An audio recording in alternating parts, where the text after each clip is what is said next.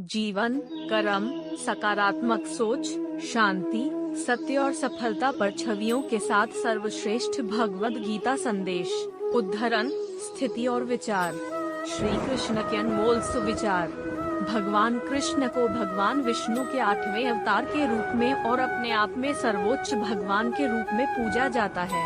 वह करुणा, कोमलता, प्रेम के देवता हैं और भारतीय देवताओं में सबसे लोकप्रिय और व्यापक रूप से पूजनीय हैं। उन्होंने हमें जीवन, प्रेम, खुशी, धर्म, मोक्ष, मुक्ति, भक्ति, योग, ध्यान, धर्म, सत्य के बारे में सब कुछ सिखाया।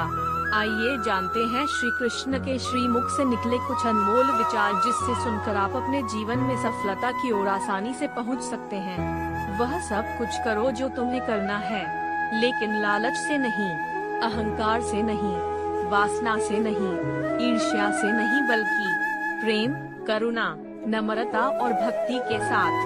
भगवान श्री कृष्ण इस अनमोल वचन के माध्यम से कार्य करने की नियत का उल्लेख करते हैं। जब किसी भी कार्य करने में अगर लालच होगा, बेईमानी होगी, जलन होगी, तो वो काम न तो सही होगा और न ही उसके परिणाम फलदायी होंगे। इसके अतिरिक्त जिस कार्य को हम पूरे मन से प्रेम पूर्वक करें, ये तो वो न सिर्फ हमारे लिए बल्कि समाज के लिए भी हितप्रद होगा। नर्क के 3 द्वार है: काम, क्रोध और लोभ। जो व्यक्ति कामी प्रवृत्ति का होता हो, जिसके मन में लोभ होता है और जो अत्यधिक क्रोधी स्वभाव का होता है, उसके लिए नर्क के द्वार सदैव खुले होते हैं। अर्थात ऐसे व्यक्ति को तो सिर्फ नर्क में ही जगह मिलती है। मैं ही सृष्टि का आदि, मध्य और अंत हूँ। भगवान श्री कृष्ण ही इस सृष्टि के पालनहार है। वही इस संसार की शुरुआत थे, वही मध्य और वही अंत होंगे। जो आप जो चाहते हैं उसके लिए नहीं लड़ते हैं, तो जो खोया उसके लिए मत रो। मनुष्य सब कुछ चाहता है पर सब कुछ उसे नहीं मिल सकता। आपको जो नहीं मिला उसके लिए पश्चाताप मत कर। ओ की मात्रा और जो आपसे खो गया, जो आपसे अलग हो गया, उसके लिए निराश भी मत हो। मैं सभी प्राणियों के हृदय में स्थित आत्मा हूँ। मैं सभी प्राणियों का आदि, मध्य और अंत भी हूँ। हर व्यक्ति श्री कृष्ण से जुड़ा है और श्री कृष्ण हर व्यक्ति से जुड़े हैं। वही हमारे आदि, मध्य और अंत है। ठंड या गर्मी, सुख या दर्द का अनुभव करें। ये अनुभव क्षण भंगुर है। वे आते हैं और जाते हैं। उन्हें धैर्य पूर्वक सहन करें। समय एक सा नहीं रहता। आज दुख है तो कल सुख भी आएंगे, और सुख के बाद दुख भी आना स्वाभाविक है। आपको पूरे धैर्य और श्री कृष्ण पर विश्वास के साथ अपना जीवन निर्वाह करना चाहिए। सत्य कभी नष्ट नहीं हो सकता। अच्छा करने से नहीं डरना चाहिए। लोग अक्सर सच कहने से बचते हैं या डरते हैं, पर सत्य कभी छुप नहीं सकता और न ही कभी मिट सकता है। कितना भी छुपा ले पर सच तो उजागर हो ही जाएगा। इसलिए जो बात सच पर आधारित हो उसे करने या कहने और मानने से कभी नहीं डरना चाहिए। इस शरीर का मोह मत करो। यह तो माटी है, माटी में मिल जाएगा। अमर तो आत्मा है जो परमात्मा में मिल जाएगी। लोग अपने शरीर को सुंदर बनाने में लगे रहते हैं, पर आत्मा की सुंदरता शरीर की सुंदरता से कहीं ज्यादा महत्वपूर्ण है। शरीर तो नश्वर है, मिट्टी ही तो है, तो मिट्टी में ही मिल जाता है, पर आत्मा अमर है। इसलिए आत्मा की सुंदरता पर ध्यान दो। आत्मा की सुंदरता अपने को श्री कृष्ण में लीन करने में मिलती है। जो हुआ अच्छा हुआ, जो होता है अच्छे के लिए होता है। कभी कभी विपरीत परिस्थितियां हमारी वर्तमान स्थिति को अच्छा करने के लिए आती हैं। मन चंचल है, इसे और संयमित करना कठिन है, लेकिन यह अभ्यास से वश में हो जाता है। मन चंचल होता है, यह इधर उधर भागता है और किसी भी कार्य की एकाग्रता का दुश्मन है। लेकिन यदि यह व्यक्ति के वश में हो जाए तो इससे अच्छा कोई मित्र नहीं है। मन को एकाग्र करना जरूरी है, बस थोड़े से प्रयास और अभ्यास की जरूरत है। मेरे लिए न कोई घृणित है और न ही कोई प्रिय, न कोई निर्धन है और न ही कोई धनी। बस जो भक्ति भाव के साथ मुझे याद करते हैं, मैं उनका हूँ और वो मेरे। श्री कृष्ण उन्हीं के हैं जो श्री कृष्ण के हैं। भगवान तो बस प्रेम भक्ति के भूखे हैं।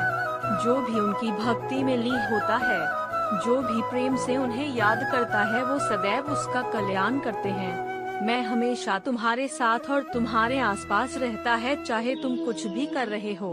जब भी आप कोई बुरा कार्य करते हो या अच्छा कार्य करते हो, आपको लगता है कि कोई देख नहीं रहा, तो यहाँ श्री कृष्ण कहते हैं कि तुम जो कुछ भी कर रहे हो, मेरी दृष्टि सदैव तुम पर है। इसलिए आप यह मत समझे कि आप अकेले हैं, आपके साथ श्री कृष्ण सदैव हैं। जो कुछ हुआ अच्छे के लिए हुआ, जो हो रहा है अच्छे के लिए हो रहा है, जो होगा वह भी अच्छे के लिए ही होगा। जो कुछ हुआ अच्छे के लिए हुआ, जो हो रहा है अच्छे के लिए हो रहा है, जो होगा वह भी अच्छे के लिए ही होगा। तो सकारात्मक रहो और अपना कर्म करो। आप वही हैं जिसमें आप विश्वास करते हैं। आप वह बन जाते हैं जो आप मानते हैं कि आप बन सकते हैं। हमारी सफलता और असफलता इस बात पर निर्भर करती है कि हम खुद पर कितना विश्वास करते हैं।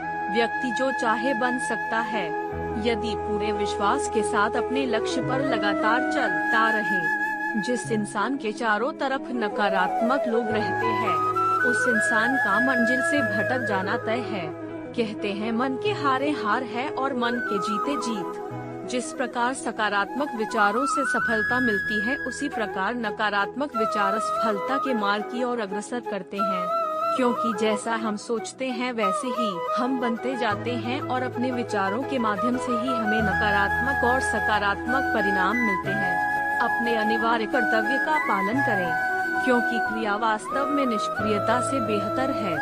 मनुष्य ही एक ऐसा प्राणी है जो कर्म करता है, इसलिए कर्म करना प्रत्येक व्यक्ति का धर्म भी है। कर्म कार्य करने वाला व्यक्ति है कर्मवीर कहलाता है। इसलिए कार्य करते रहना खाली बैठे रहने से हमेशा बेहतर होता है। जहाँ भी सभी मनुष्यों के स्वामी कृष्ण हैं और जहाँ अर्जुन सर्वोच्च धनुर्धर है, वहाँ भी निश्चित रूप से ऐश्वर्य, विजय, असाधारण शक्ति और नैतिकता होगी। श्री कृष्ण विष्णु जी के 8वें अवतार, जगत के पालनहार और धनुर्धनु में श्रेष्ठ अर्जुन जहाँ होते हैं, वहाँ निश्चित ही विजय, असाधारण शक्ति और नैतिकता होती है। समय हमेशा चलता रहता है, कभी रुकता नहीं। यदि आज बुरा समय है तो कल अच्छा होगा। इसलिए आप बिना किसी स्वार्थ के सिर्फ कर्म कीजिए, फल समय खुद देगा। न तो समय रुकता है और न ही एक सा रहता है। बुरा समय हो या अच्छा समय बदलता जरूर है। आज बुरा है तो कल अच्छा, और अच्छा तो फिर बुरा समय जरूर आएगा। सुख के बाद दुख और दुख के बाद सुख आते जाते रहते हैं। इसलिए इस पर हमारा कोई वश नहीं है, लेकिन कर्म पर हमारा वश जरूर है। आप सिर्फ कर्म करिए, फल की चिंता किए बगैर। समय आने पर फल जरूर मिलेगा। जो अहंकार से मोहित हो जाता है, वह सोचता है मैं करता हूँ। जो अज्ञानी व्यक्ति होता है, वो यह गलतफहमी पाल लेता है कि मैं करता हूँ, सभी कार्य मेरे द्वारा किए जा रहे हैं। ऐसा जान उसमें अहंकार घर कर लेता है। परंतु इस सृष्टि में जो भी हो रहा है वो तो प्रकृति द्वारा किए जा रहे हैं। अज्ञानता के कारण व्यक्ति में जो मैं का अहंकार जन्म ले लेता है, तो उसका पतन होना निश्चित है। मैं किसी का भाग्य निर्माण नहीं करता। हर व्यक्ति अपना भाग्य स्वयं बनता है। श्री कृष्ण कहते हैं कि वो किसी के भी भाग्य के निर्माता नहीं है। व्यक्ति खुद ही अपना भाग्य लिखता है। आप जैसा बीज बोएंगे, आप वैसी ही फसल ही काटेंगे। आप जैसा कर्म करेंगे, आपको वैसे है परिणाम मिलेंगे। यदि विद्यार्थी मन लगाकर पढ़ाई करेंगे तो परीक्षा में सफल होंगे। इसलिए हर व्यक्ति का भाग्य तभी बदलेगा जब वो ऐसे कर्म करेगा। पृथ्वी, जल, अग्नि, वायु, आकाश, मन, बुद्धि और अहंकार, ये मेरी प्रकृति के 8 विभाग हैं। जो कुछ भी है वो वर्तमान में है। जो बीत गया है वो नहीं आएगा, और जो आने वाला है उसकी चिंता नहीं, बल्कि खुले हाथों से इसका स्वागत करें। भ्रम और संदेह से परे। जब आप भगवान से प्यार करते हैं, तो आप हर चीज से प्यार करते हैं। मन उन लोगों के लिए दुश्मन की तरह काम करता है जो इसे नियंत्रित नहीं करते हैं, और जिसने अपने मन को जीत लिया है, उसके लिए मन सबसे अच्छा मित्र है। क्रोध में इंसान भ्रमित हो जाता है और भ्रम से बुद्धि व्यग्र हो जाती है, और अपने गलत फैसले के चलते उसका पतन शुरू हो जाता है। जो कर्म में अकर्म देखता है और अकर्म में कर्म देखता है, वह मनुष्यों में बुद्धिमान होता है।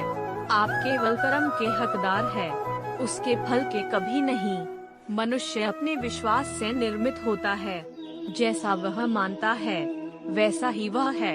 आत्मा विनाश से परे है, कोई भी उस आत्मा का अंत नहीं कर सकता जो अनंत है। खुशी मन की एक ही अवस्था है जब इसका बाहरी दुनिया से कोई लेना देना नहीं है। यांत्रिक अभ्यास से बेहतर है ज्ञान, ज्ञान से बेहतर है ध्यान। कोई भी व्यक्ति जो अच्छा काम करता है उसका कभी भी बुरा अंत नहीं होगा, चाहे यहाँ आने वाले संसार में। जिनके मन और आत्मा में सामंजस्य है, जो इच्छा और क्रोध से मुक्त है, जो अपनी आत्मा को जानते हैं, उनके साथ ईश्वर की शांति है।